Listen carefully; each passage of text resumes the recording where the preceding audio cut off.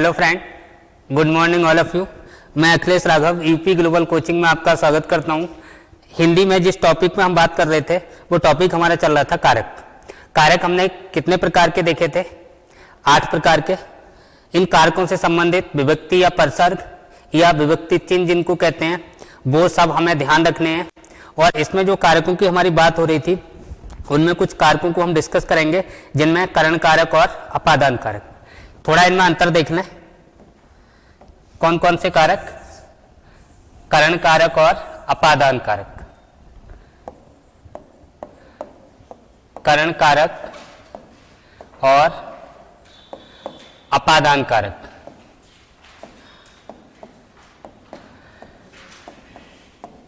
अब देखो, जो करण कारक है अपना, इसका विभक्ति चिन्ह क्या है? परसर्ग क्या है? परसर्ग क्या है? से या के द्वारा। से या के द्वारा। अपादान का क्या है? से। अब देखो, दोनों का परसर्ग आपको एक जैसा लगता होगा, है नहीं? एक का से, दूसरे का भी से। अब यहां पे जो से है अपादान वाले में, जो से का प्रयोग हम कर रहे हैं, ये से का प्रयोग किसके अर्थ में हो रहा है? अलग होने के अर्थ में। ये से का प्रयोग किसके अर्थ में हो रहा है? माध्यम के अर्थ में, यानी जिससे क्रिया की जाए। कैसे की जाए? जैसे मैंने कहा, ध्यान से सुनना इनको। जैसे मैंने लिखा, भूरी कंचे से खेलती है। कंचे से खेलती है। किससे खेलती है? कंचे से। तो यहां पे जो से लगा है, इससे पहले जो अपना सर्वनाम या संज्ञा शब्द आया है, इसमें कौन सा कारक होगा? करण कारक। अब मैंने इसको लिखा कि भूरी की जेब से, भूरी की जेब से कंचा गिरा। कंचा गिरा। अब ये कंचा जो गिरा है वो कहां से गिरा है? जेब से। अब देखो, यहां कंचे से खेलती है, तो जिससे खेलती है, जो माध्यम हमने प्रयोग किया वो कंचा है। जो माध्यम है तो इसमें अपना क्या बताएंगे? करण कारक। अब ये जो कंचा है वो कहां से गिरा? उसके जेब से, जो अलग हुआ, अलग होने के अर्थ में, तो इसमें क्या आ जाएगा अपना? अपादान कारक। अंतर दोनों में समझ में आया? एक से जिससे खेलती है, एक जो जेब से गिरा।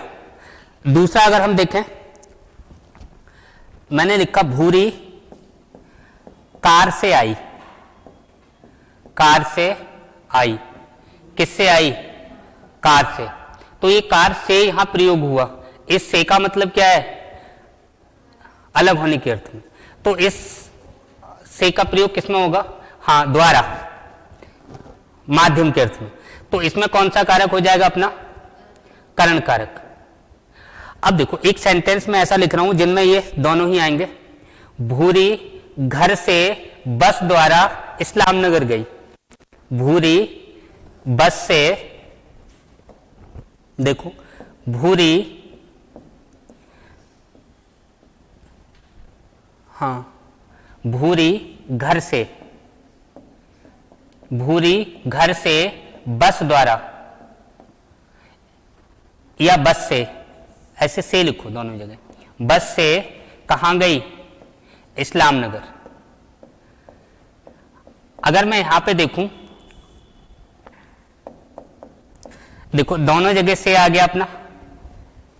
अब अंतर इसमें क्या है? कहां से अलग हुई है? घर से। तो जहां से अलग हो गई उसमें कौन सा आएगा? अपादान। किससे गई? बस से। या किसके द्वारा गई? तो बस के द्वारा। यहां कौन सा हो जाएगा? करण। कुछ अंतर क्लियर हुआ? और हम इसमें क्वेश्चन देखते हैं। जैसे लड़का ठंड से कांप रहा है। किससे कांप रहा है? ठंड से। तो इसमें जो ठंड है वो किसमें आएगा? करण कारक में। भूरी को कलुआ से घृणा है। भूरी को कलुआ से घृणा है। तो यहां जो घृणा शब्द आया, इस घृणा में कौन सा हो जाएगा? अपादान। अगर मैं लिखता भूरी कलुआ से ईर्ष्या करती है, तो कौन सा आता? संप्रदान। ईर्ष्या के संबंध में संप्रदान आना है और घृणा के संबंध में कौन सा आना है? अपादान आना है। अगर मैंने लिखा भूरी कलुआ से शर्माती है, भूरी कलुआ से शर्माती है, अब कौन सा आएगा बताओ? भूरी कलुआ से शर्माती है, लिख लो इसको। भूरी कलुआ से शर्माती है। पता नहीं क्यों शर्माती है नहीं, शर्माती है। अब यहां कलुआ से आ गया। अब ये कलुआ शब्द है, इसमें कौन सा कारक होगा? अपादान कारक। ध्यान रखना, कौन सा होगा? अपादान कारक। भूरी कलुआ से शर्माती है, कौन सा हो जाएगा? ठीक। अगर मैंने कहा रिंकी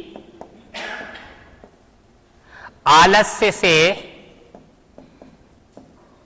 कार्य करती है या काम करती है, किससे काम करती है? आलस्य से। अब आलस्य, शर्माना, इसमें कौन सा कारक होता है? कौन सा बताओगे? अपादान कारक। कौन सा बताओगे? अपादान कारक। यहां भी क्या आ जाएगा अपना? अपादान कारक। शर्माने में भी क्या होगा? अपादान। आलस्य में भी क्या होगा? अपादान कारक। अब देखो, एक बड़ा अजीब सा सेंटेंस लगेगा जिसको मैं लिख रहा हूं। मैंने यहां पे लिखा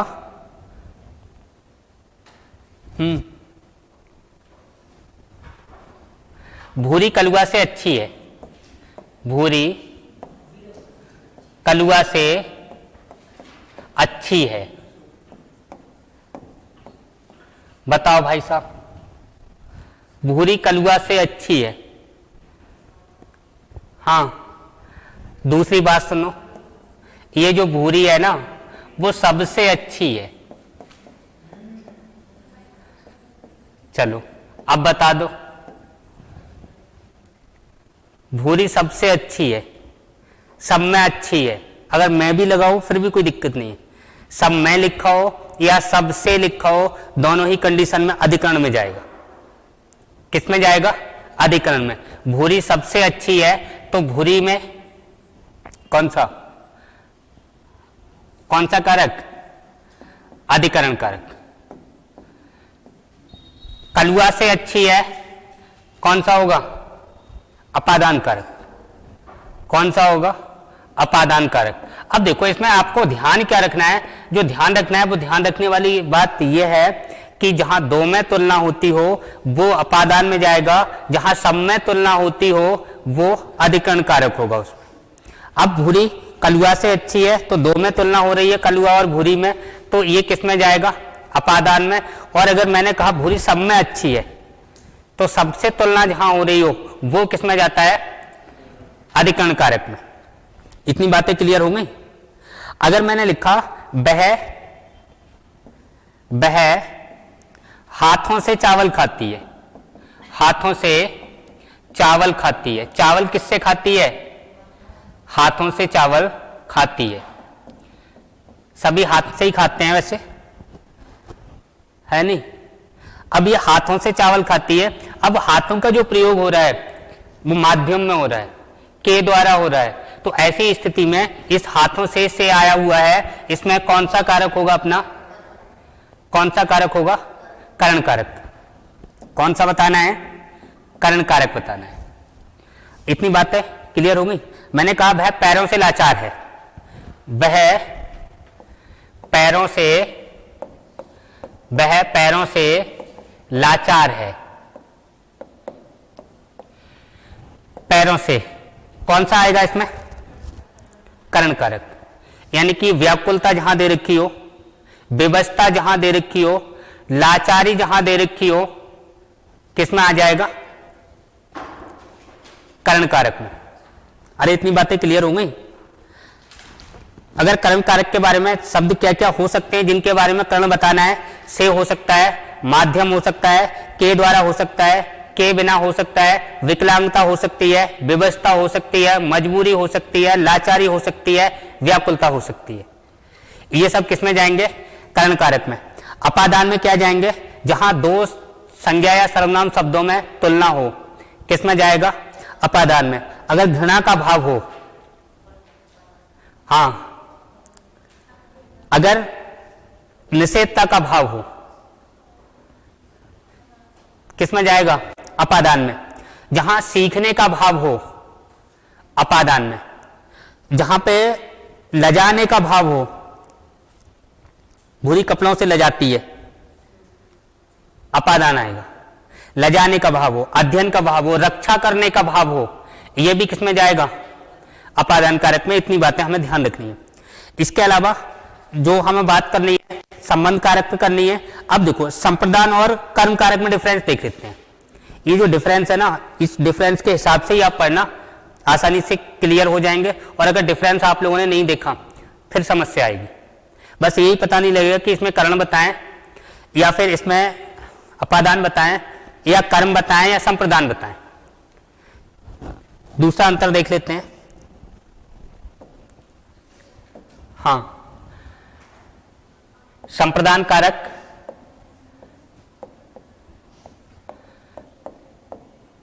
और किसमें अंतर करना है हमें? कर्म कारक में। कर्म कारक, इनमें क्या डिफरेंस है भाई? हाँ, क्रिया का प्रभाव जिस पे पड़ता है वो कर्म होता है, क्रिया जिसके लिए की जाती है संप्रदान होता है। तो इसका अगर हम परसर्ग देखें तो के लिए होता है, इसका परसर्ग देखें तो को होता है। कर्म का परसर्ग क्या होगा? को। इसका क्या होगा? के लिए। अब देखो, जैसे मैंने कहा राम सब्जी खरीदने बाजार जाता है। एग्जाम्पल सुनना, राम सब्जी खरीदने बाजार जाता है। बाजार जाता है। फटाफट छांटो इसमें संप्रदान और कर्म, छांट के दिखाइए, बताओ। संप्रदान और कर्म छांट के बताइए। बता दिया? अरे बता दिया। क्या है संप्रदान? क्या है इसमें? और कर्म कौन सा है? कुछ देखने में लग रहा है? हाँ, नहीं लग रहा है तो मेरी बात सुनो। आप किसके लिए प्रश्न करके देख लो, किसके लिए जाता है? बताओ, किसके लिए जाता है? सब्जी खरीदने के लिए। किसके लिए जाता है? सब्जी खरीदने के लिए। अब देखो, खरीदने के लिए जाता है। किसके लिए जाता है? खरीदने के लिए। ये क्या हो गया अपना? संप्रदान। किसके लिए जाता है? खरीदने के लिए। क्या खरीदने के लिए? और क्या का आंसर जहां मिलेगा वो क्या होगा? कर्म। ये क्या हो गया? कर्म। कहां जाता है? ये भी क्या हो गया? कर्म। अरे बात क्लियर हो गई? और देखते हैं, वह मुझसे मिलने आई। हाँ, अब ये मत पूछना क्यों आई, कैसे आई, चाहे मंदिर जाने के बहाने आई, जैसे भी आई, वह मुझसे मिलने आई। इसमें कौन सा होगा? वह मुझसे मिलने आई। मुझसे मिलने आई। हाँ भाई, मैंने अंडरलाइन कर दिया। मुझसे कौन सा कारक होगा? बताओ, कौन सा होगा? हाँ, संप्रदान आएगा। मुझसे मिलने के लिए आई। मिलने के लिए, तो यह मुझसे में कौन सा हो गया? संप्रदान। कौन सा होगा? संप्रदान कारक। और देखते हैं, रमेश पढ़ने स्कूल जाता है। रमेश पढ़ने स्कूल जाता है। रमेश पढ़ने स्कूल जाता है। अब देखो, कहां जाता है? स्कूल जाता है। तो ये तो हो गया, स्कूल क्या हो गया? अगर मैं इनको अंडरलाइन कर दूं, बता पाओगे कौन सी कारक है? किसके लिए जाता है? पढ़ने के लिए। तो पढ़ने के लिए जाता है तो ये क्या हो गया अपना? संप्रदान। क्या हो गया? संप्रदान। कहां जाता है? स्कूल जाता है। स्कूल क्या हो गया? स्कूल जाना कर्म हो गया। स्कूल जाना क्या हो गया? कर्म हो गया। अरे बातें कुछ क्लियर हुई? और देख लेते हैं। भूरी ने कलुआ को मिठाई दी, जहर तो नहीं दिया।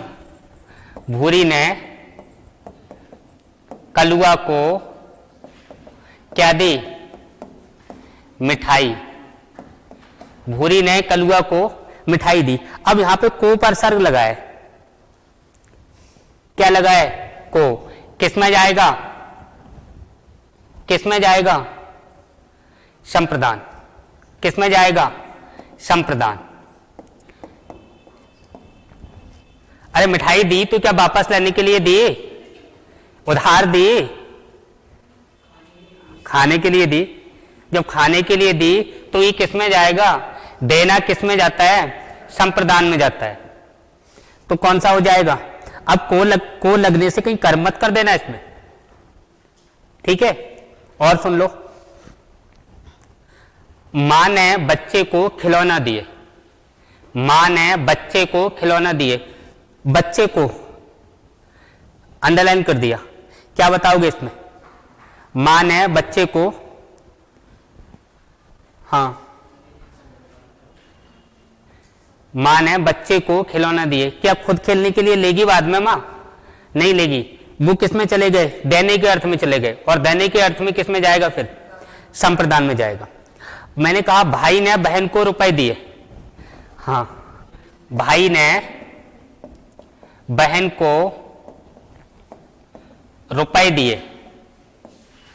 रुपए दिए, को लगा है, बहन को अंडरलाइन कर दिया। किस में जाएगा ये? किस में जाएगा? बताओ। कर्म में जाएगा। अरे दान में थोड़ी दिए, और दान में दिए जाते तो संप्रदान में जाता। उसका अपना नैतिक कर्तव्य है, देना चाहिए। अगर मैं कहूं सीता ने गीता को रुपए दिए, सीता ने गीता को रुपए दिए, सीता ने गीता को रुपए दिए, फिर अंडरलाइन मैंने कर दिया। क्या कर दिया? गीता को। क्या बता दोगे इसमें? हाँ भाई, संप्रदान। किस में जाएगा ये? संप्रदान में। अगर मालिक ने नौकर को रुपए दिए, किस में जाएगा? संप्रदान में। मां ने धोबी को कपड़े दिए, धोबी को अंडरलाइन कर दिया। किस में जाएगा? मां ने धोबी को कपड़े दिए, धोबी को अंडरलाइन कर दिया। किस में जाएगा? कर्म कारक में। बात समझ में आई? अगर रमेश ने सुरेश को रुपए दिए, संप्रदान में। किस में जाएगा? संप्रदान में। भाई ने बहन को रुपए दिए, किस में जाएगा? कर्म में। हरि ने मोहन को रुपए दिए। मोहन को अगर अंडरलाइन करके पूछा जाए तो क्या बता दोगे? संप्रदान में। इसके अलावा अगला कौन सा? संबंध कारक। संबंध कारक। हाँ, वह कारक जो संज्ञा या सर्वनामों में संबंध का बोध कराता है। वह कारक जो संज्ञा या सर्वनामों में संबंध का बोध करवाता है, क्या कहलाता है? संबंध कारक। इसकी विभक्ति क्या है? चलो लिख दे रहा हूं। वह कारक जो दो या दो से अधिक, दो या दो से अधिक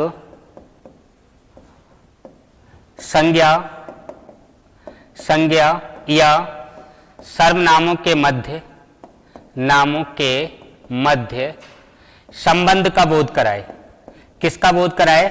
संबंध का बोध कराए। संबंध का बोध कराए। क्या कहलाएगा? संबंध कारक कहलाएगा। इसकी अगर मैं परसर्ग की बात करूं या विभक्ति की बात करूं या कारक चिन्ह की बात करूं तो क्या क्या आएंगे इसमें? का, की, के, ना, नी, ने और रा, री, रे। अब देखो ये जो तीन विभक्ति हैं इनका प्रयोग केवल और केवल संज्ञा शब्दों के साथ होता है, संज्ञा शब्दों के साथ। यानी कि तीन विभक्तियां ऐसी हैं, 9 विभक्तियों में 3 विभक्तियां ऐसी हैं का, की, के, जिनका प्रयोग केवल और केवल किसके साथ होता है? संज्ञा शब्दों के साथ। बाकी ये 9 विभक्तियां हैं, 9 की 9 का प्रयोग किसके साथ हो जाएगा? सर्वनाम शब्दों के साथ। सर्वनाम के साथ 9 की 9 विभक्तियों का प्रयोग कर सकते हैं। ठीक, जैसे उसका, उसकी, उसके, मेरा, मेरी, मेरे, अपना, अपनी, अपने। बात क्लियर हो गई? तो सर्वनाम के साथ तो 9 की 9 विभक्तियों का प्रयोग हो जाएगा, लेकिन संज्ञा शब्दों के साथ सिर्फ 3 विभक्तियों का प्रयोग होगा, का, की, के और रा, री, रे। बात क्लियर हो गई? एग्जाम्पल देख लेते हैं। देखो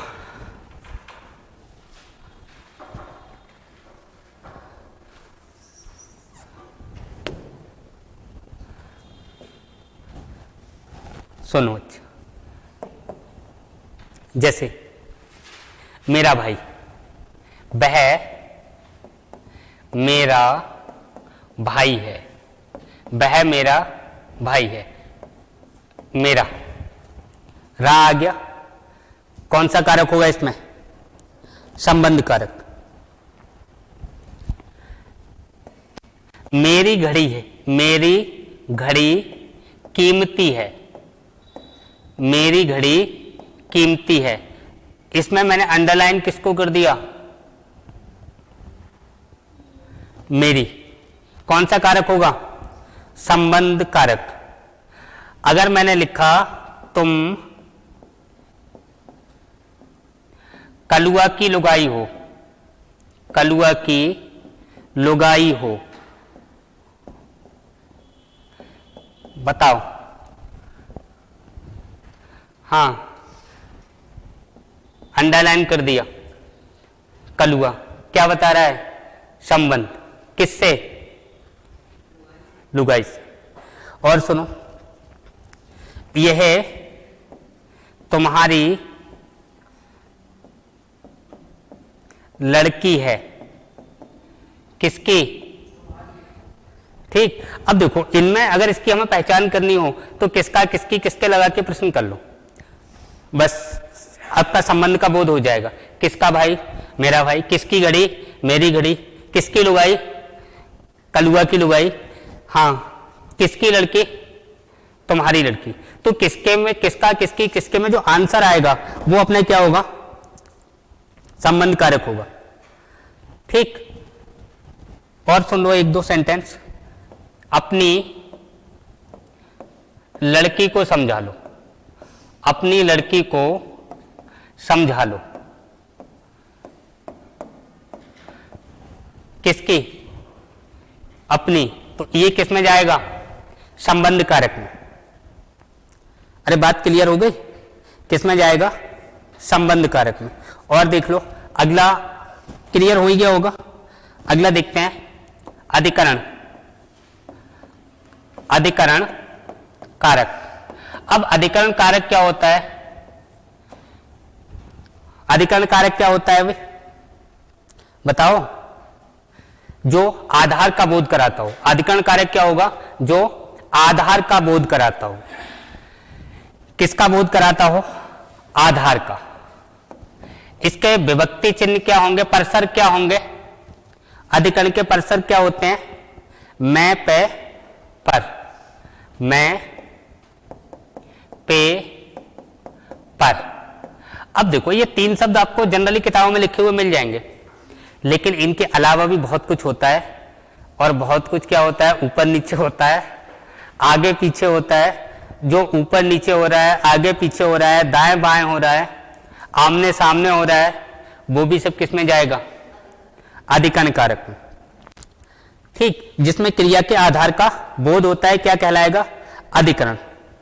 ठीक है, इसमें अगर हमें अधिकरण कारक निकालना है तो किसमें या किस पर लगाकर हम क्रिया से प्रश्न करें, किस पर या किसमें लगाकर अगर हम क्रिया से प्रश्न करें तो जो आंसर हमें मिलेगा वो किसका मिलेगा? अधिकरण कारक का मिलेगा। ठीक है, जैसे एग्जाम्पल लिख लो, भूरी घर में सो रही है, भूरी घर में सो रही है, अंडरलाइन कर लो, घर में, तो इसमें कौन सा कारक हो जाएगा? हां, अधिकरण कारक। मनु कमरे के अंदर है। अब देखो भाई साहब, बड़ा ताज्जुब सा लग रहा होगा कि यहां पे मैं पे पर कुछ आ नहीं रहा है, ऊपर नीचे नहीं आ रहा, आगे पीछे नहीं आ रहा, आमने सामने नहीं आ रहा, फिर भी कौन सा कारक है? अधिकरण कारक है। क्यों? क्योंकि ये आधार का बोध करा रहा है, उस स्थिति को बता रहा है कि क्रिया कहां पर हो रही है। कहां है? कमरे के अंदर। तो कमरे के अंदर है, इसलिए अगर मैं इसकी बात करूं कमरे का, तो इसमें भी कौन सा कारक हो जाएगा अपना? अधिकरण कारक। इंपॉर्टेंट क्वेश्चन है, ध्यान रखना इसको, कहीं मैप पर ये ढूंढते रहो, अगर थोड़ा ज्यादा पढ़ लिया है तो ऊपर नीचे ढूंढते रहो, नहीं है ऊपर नीचे फिर भी क्या है? अरे ध्यान है, यानी क्रिया के आधार का बोध कराए, यानी कि जिस स्थान पर क्रिया होती हो उसको हम क्या कहेंगे? अधिकरण कारक कहेंगे। और देख लेते हैं, कुर्सी आंगन के बीच रखी है, बीच रखी है। अब देखो, जो कुर्सी रखी है वो कहां रखी है भैया? आंगन के बीच। तो इसमें आंगन क्या है? अधिकरण कारक है। इसमें मैं पे पर वो भी नहीं लगाए, क्या लगाए? के लगाए, फिर भी यहां पे कौन सा है? अधिकरण कारक है। ये जो डायरेक्ट इसमें आपको मैं पे पर नहीं मिल रहा है, ऐसे सेंटेंस को थोड़ा ध्यान में रखना है, बाकी काम आसानी से चल जाएगा। शकल से ही आप होशियार दिखाई दे रहे हो, है नहीं है? कोई दिक्कत नहीं है। अगला देखो,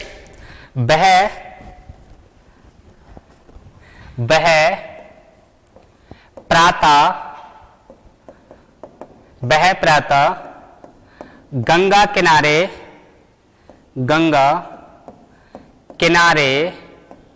टहलने जाता है, अंडरलाइन कर दिया, गंगा किनारे। कौन सा कारक हो जाएगा इसमें? अधिकरण कारक। कहां जाता है?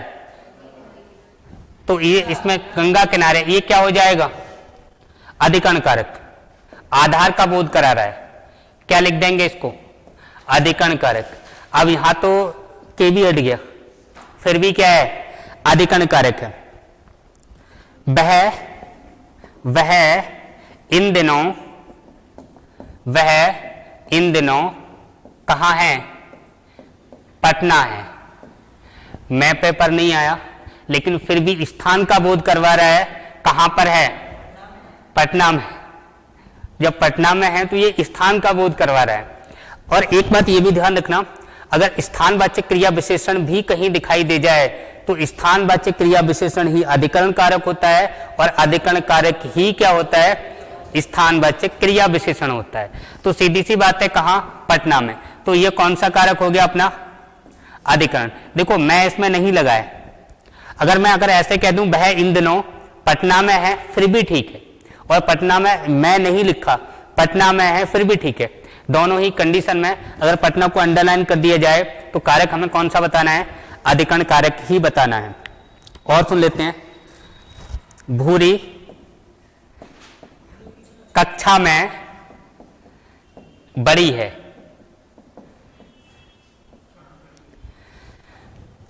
अब देखो, मैं शब्द आ गया, जब मैं आ गया फिर तो आपको समस्या होनी नहीं चाहिए। अधिकरण आप आंखें मीच कर भी बता दोगे, अगर सपने में भी पता लग गया कि मैं लगाया तो ये सब तो बचपन से ही रट रखे हैं, इनमें तो कोई दिक्कत है ही नहीं। अगर मैं लिखूं मुझ में बहुत कम शक्ति है, मुझ में बहुत कम शक्ति है, बहुत कम शक्ति है, मुझ में बहुत कम शक्ति है। अब इसमें अगर मैं आपसे कहूं कि जो अधिकरण कारक है अपना किस शब्द में है, ये अधिकरण कारक किस शब्द में है, आंसर आप क्या देंगे? मुझ में। आंसर क्या होगा? मुझ में। इसमें कारक कौन सा है? अधिकरण कारक। अधिकरण कारक किस में बताना है? मुझ में। तो ये जरूरी नहीं है कि अधिकरण कारक आगे ही दे रखा हो, ऐसी कोई कंडीशन नहीं है कि इसमें मैं पे पर ही हो, ऐसा भी जरूरी नहीं है। ठीक है, जो इसके अलावा क्या क्या हो सकते हैं मैं पे पर के अलावा, बहुत सारी बातें मैं आपको नोट करवा रहा हूं। मेरे विचार से आपको समस्या नहीं आएगी। इससे टफ क्वेश्चन बनेंगे भी नहीं। आगे देखते हैं कौन सा बचा अपना? संबोधन कारक। संबोधन कारक, इसमें क्या होता है भाई साहब? संबोधन कारक में क्या बताओगे? जिस शब्द से किसी को बुलाने का या संबोधन करने का बोध होता है। जिस शब्द से किसी को बुलाने का या संबोधन करने का बोध होता है। जिस शब्द से किसी को बुलाने का या संबोधन करने का बोध होता है, या संबोधन करने का बोध होता है, क्या कहलाएगा? अब संबोधन हम कैसे कैसे शब्दों से करते हैं? हे भगवान,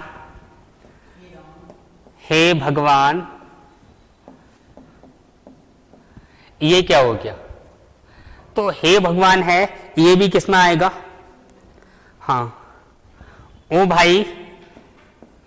भाई जरा इधर सुनो, जरा इधर सुनो, जरा इधर सुनो। अंडरलाइन कर दिया। ओ भाई, जैसे कोई जाता होता है, हमें जरूरत पड़ जाए तो ओ भाई जरा इधर सुनो, तो ये भी किस में जाएगा? संबोधन में जाएगा। ठीक, जैसे मैंने बोला अरे बच्चों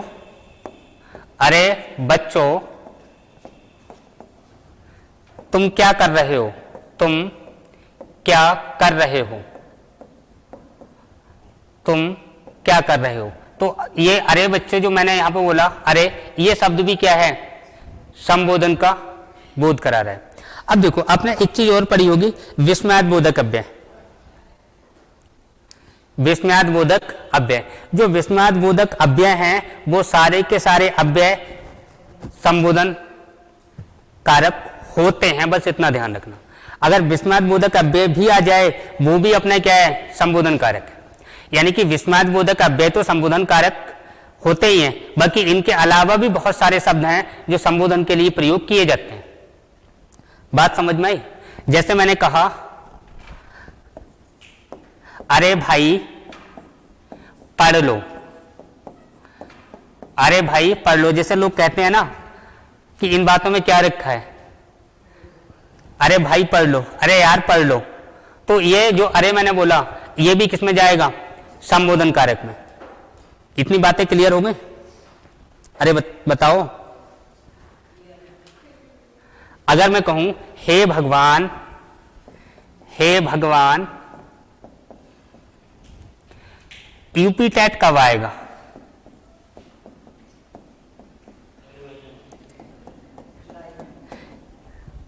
हे भगवान यूपी टेट कब आएगा? तो हे भगवान जो मैंने बोला, अगर ये विस्मय सूचक शब्द है, विस्मयाद बोधक शब्द है, तब भी आपका संबोधन कारक में जाएगा, और अगर नहीं भी है फिर भी संबोधन में जाएगा। ये बातें क्लियर हो गई? अरे बताओ, चलो इन कारकों को आज यहीं खत्म करते हैं। ये वीडियो आपको सही लगे, अच्छी लगे तो इसको पसंद करना। आपने मेरे लिए अब तक सुना, इसके लिए आपको धन्यवाद। जिन लोगों ने मुझे अब तक झेला उनके लिए भी धन्यवाद।